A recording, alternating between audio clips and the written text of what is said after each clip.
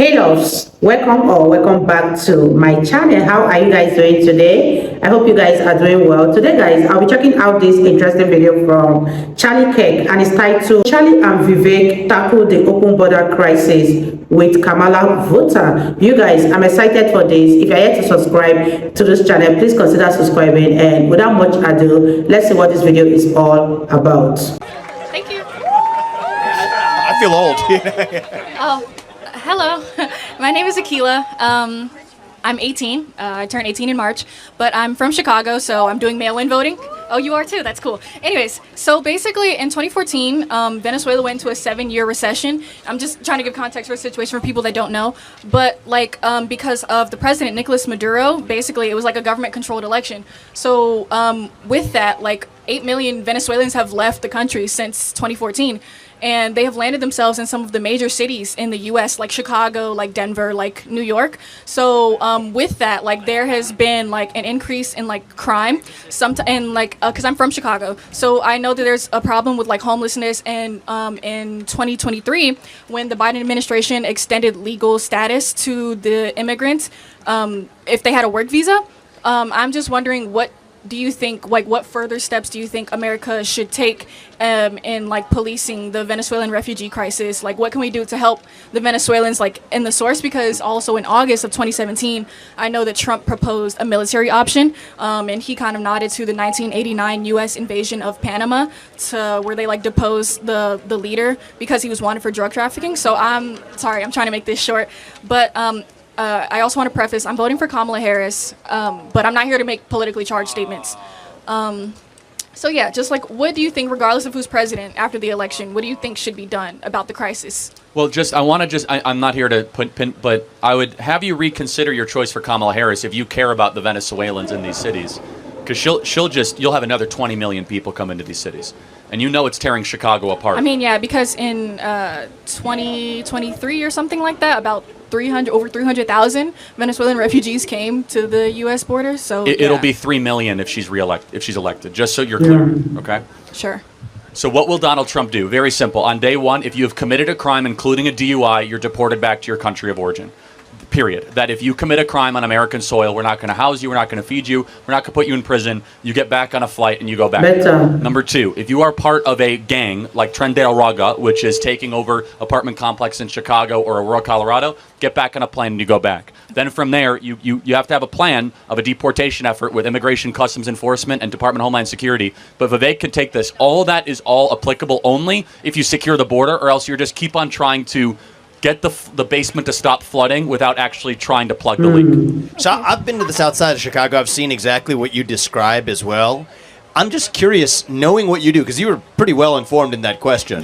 I actually think a lot of this is intentional in countries like Venezuela, and we're giving them foreign aid, by the way. One other thing I would do, and I think Donald Trump's on the same page here, is cut off foreign aid to these countries unless and until they've stopped exporting these illegals to our own country as well. But my question for you is, knowing as much as you do about this border crisis and seeing how much it's worsened in the last 3 years, why on earth are you voting for Kamala Harris, who's actually been part of the administration that gave us this crisis in the first place? Okay, well, like I said, I'm not really here to make politically charged statements. Fair enough. No, I get it. I'm just saying because, I'm going to be honest, I'm not too well-versed on, actual policies that aren't regarding that specifically, because I kind of had to write a research paper on it. Have you voted yet?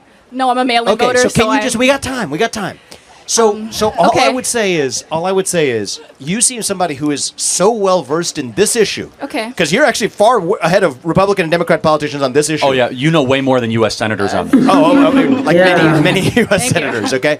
So just take a look in the same way you have at that issue. Okay. Take a look at energy policy. Uh-huh. Right? Is the U.S. better off when we drill more or when we drill less? Okay. When we look at have prices gone up over the last 4 years, we've had the biggest spike in prices that we've had probably in your lifetime. Sure. As wages have stayed flat. Under Donald Trump, it was reverse. Just consider that there's a different way. It doesn't have to stay this way. You're 18. How old are you? Yes, fresh. Okay. Fresh. So you're 18. It's in some ways all you've grown up into, right? Consider the possibility there's a better way. Okay, there's a better alternative. And before you cast that ballot, look at the crisis for the Venezuelans here and of this country for that influx of illegals. That's happening in every other domain, from violent crime to our economy to now what we're happening on the global stage. You guys, what are your thoughts on this video? I believe this young lady is so bright, and she better not go down the rabbit hole of becoming a Democrat, because the Republican needs young minds, young agile minds like this. And I hope after this debate she gets to change her mind about voting for the Democrat. And I hope she gets to change her mind about voting for Kamala Harris. But let me know what you guys think about this video in the comment section down below. I'm really having fun with this particular one, and I totally agree with what Charlie Kirk said, and also what Vivek Ramaswamy is saying to the young lady. And let's continue watching, you guys. At the brink of World War III, there's still time to consider a different possibility.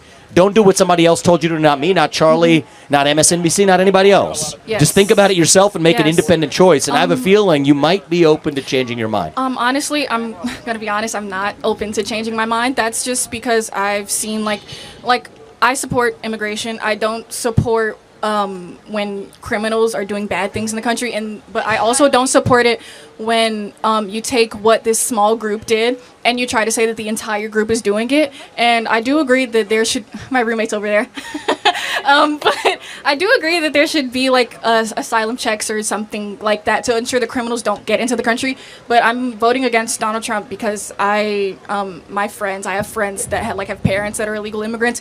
Personally, I'm African American, so I've been here my whole life, generations. But don't you think that African Americans should be given priority over illegals? I mean, I think that American citizens should be given priority over people that are committing crime in the country that aren't from here. Let me ask you, did you have a vacation this summer in a luxury hotel paid for by taxpayers? Very broke, so no. Yeah, so just so you know, if you break into America, they'll put you up in a luxury hotel in Midtown Manhattan. Yeah, I did see a lot of that from my friends that are from Mexico. Is your phone paid for by U.S. taxpayers? No. Wait, is it? I don't know. No, it's Sorry, not. I don't know. You're probably paying for it. What I'm getting at is that Thanks. Black Americans are treated far worse than illegals in this country. And we have violated our social contract to our own citizens. And I just want you to think about that. Okay. Is that if you break into America, you get a flight to the city of your choosing, you get taxpayer-funded luxury hotels, you get a taxpayer-funded phone, taxpayer-funded food stamps, whereas many Americans are struggling to even make ends meet. So thank you so much for coming. Hold on, sorry. I do completely respect your viewpoint on that. I'm just saying once again that we should keep in mind that it's not everyone. Like, some of these people genuinely need aid. And also, I just want to go back to what I was trying to go back to what I was saying about like what should we do in America, not more so regarding deportation, but like for the crimes that are happening already, because there are crimes happening against Venezuelans. Even in Chicago, there was a migrant that was killed in December of 2023 in Gage Park. So like, and then there are Chicagoans that are like warning people to stay neutral, to stay out of the violence. So I'm just wondering, Yeah, I mean, in Chicago, you would think that we should do about that. I have a question. So what part of Chicago are you from? Inglewood. Yeah, okay, that's rough. Wow. Okay, I'm from the suburbs Thanks. of Chicago, so not. Thanks. No, I mean, so Naperville. Yeah, no, Wheeling, Arlington Heights area, northwest suburbs. Yeah. Slay. So, what do you think the clearance rate for murder? Unexpected clearances. So let's say 10 people are murdered in Chicago. Out of those 10, how many of those cases will be solved on average, do you think? I don't know. Do you know the answer? Yeah, and it's not a pop quiz. No, okay. It's half. So half of all murders go unsolved in Chicago. It's because we don't have enough police. And so we need to hire a lot more police in Chicago, a lot more detectives. And let them do their jobs. And let them do their jobs. Yes. Also, yeah. Keep in mind the over-policing of black and brown areas is also a bit much. It does. Do you think there's over-policing in Inglewood? No. Oh, no. No. Hold on. I live there, no, this so is I know. interesting. No, hold on. So show me one city in America that's over-policed.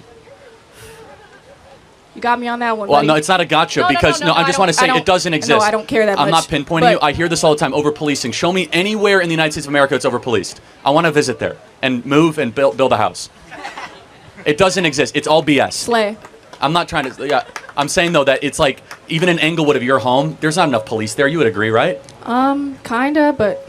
Is it over-policed? No, it's not over-policed. Okay, well I think it's regularly policed. Okay, I'm just getting to the essence though. We have to stop the talking points and ask the question: is there even a place that's over-policed in America? It doesn't exist. All right, thank you very much. Thank you.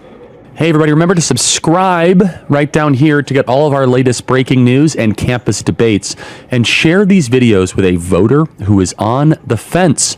Check out the Charlie Kirk Show podcast and like this video. And then also put a comment down there that might trigger the libs. These videos are going super viral. Millions and millions and millions and millions of views. So don't forget to check it out on my other social media platforms and hit a comment right now and subscribe. This channel might save the country thanks to you guys. Thanks so much. Wow, you guys, what are your thoughts on this video? I really enjoyed every minute of this debate. It was very, very interesting. There was a lot to learn from this debate between the student Charlie Kirk and Vivek Ramaswamy. And I hope that a lot of young students get to change their mind. And I hope that a lot of this younger generation gets to make the right decision when it comes to voting. Because it will be so sad for them to start getting it wrong from the onset. But let me know what you guys think. Leave your thoughts in the comment section down below. And what are your thoughts on Kamala Harris government on border control? Do you think the reason why they are doing nothing about it is because there's a political agenda behind it? Leave your thoughts in the comment section down below. And I'll see you all in my next video. Bye, guys.